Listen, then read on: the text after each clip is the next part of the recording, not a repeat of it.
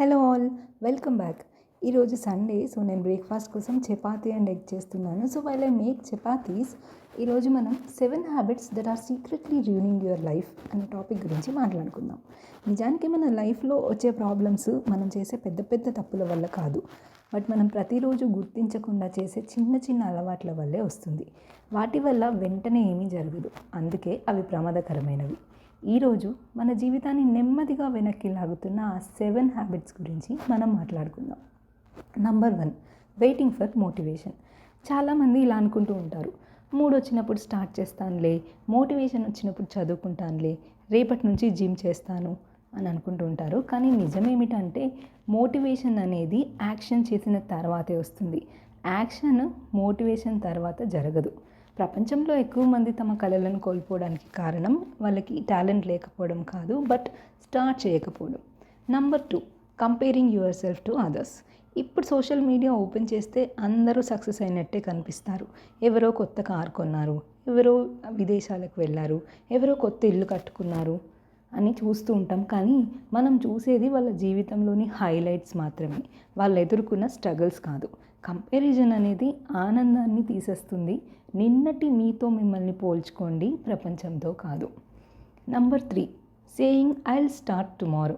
రేపు అనేదే ప్రపంచంలో అత్యంత ప్రమాదకరమైన పదం. ఎందుకంటే చాలా కళలు రేపట్లోనే ముగిసిపోతాయి. ఒక పేజీ చదవడం, ఓ 5 నిమిషాలు నడవడం, ఒక చిన్న పనిని మొదలు పెట్టడం ఇవాళే స్టార్ట్ చేయండి. పర్ఫెక్ట్ టైం కోసం ఎదురు చూడకండి. Number 4, spending too much time with negative people. మన చుట్టూ ఉన్న వాళ్ళు మన ఫ్యూచర్ని నెమ్మదిగా నిర్మిస్తూ ఉంటారు. ఎప్పుడు కంప్లైంట్ చేసేవాళ్ళు, ఎప్పుడు భయపెట్టేవాళ్ళు, ఎప్పుడు తప్పులే చూసేవాళ్ళు.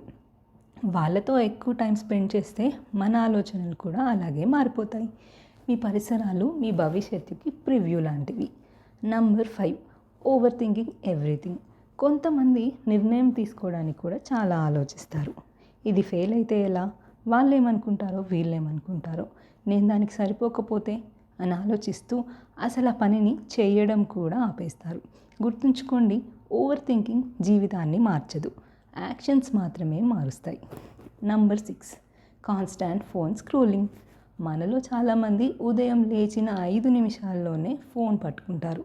ఒక వీడియో, ఇంకొక వీడియో, మరొక రీల్ అని అనుకుంటూ తెలియకుండానే ఓ గంట గడిచిపోతుంది. సమయం అయిపోవడానికి ఇంకేవేవో పెద్ద పనులు చేయాల్సిన అవసరం లేదు, మన ఫోనే చాలాసార్లు పనిచేస్తుంది. ఇక్కడ క్వశ్చన్ ఏంటి అని అంటే, మీరు మీ డ్రీమ్స్ మీద ఎక్కువ సమయం ఖర్చు చేస్తున్నారా, లేకపోతే ఇతరుల లైఫ్ని చూడడానికి కానీ. Number 7, not believing in your self. ఇది అత్యంత ప్రమాదకరమైన అలవాటు. ఎందుకంటే ప్రపంచం మిమ్మల్ని నమ్మకపోయినా మీరు ఎదగగలరు, కానీ మీరు మిమ్మల్ని నమ్మలేకపోతే మాత్రం చాలా కష్టం. ప్రతి గొప్ప ప్రయాణం ఒక చిన్న నమ్మకంతోనే మొదలవుతుంది. నేను చేయగలను అనే నమ్మకంతో.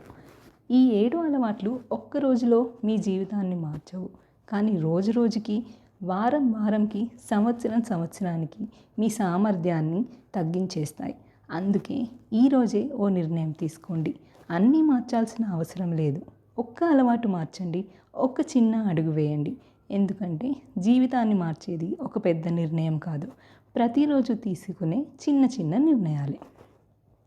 ఒక సంవత్సరం తర్వాత మీరు ఈరోజే మొదలుపెట్టినందుకు మీకు మీరే థ్యాంక్స్ చెప్పుకునేలా జీవించండి.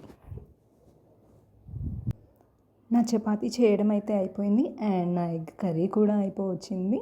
సో నేను ఇంకా బ్రేక్ఫాస్ట్ అయితే సర్వ్ చేసేస్తాను. I'll see you in the next video. Until then, stay tuned.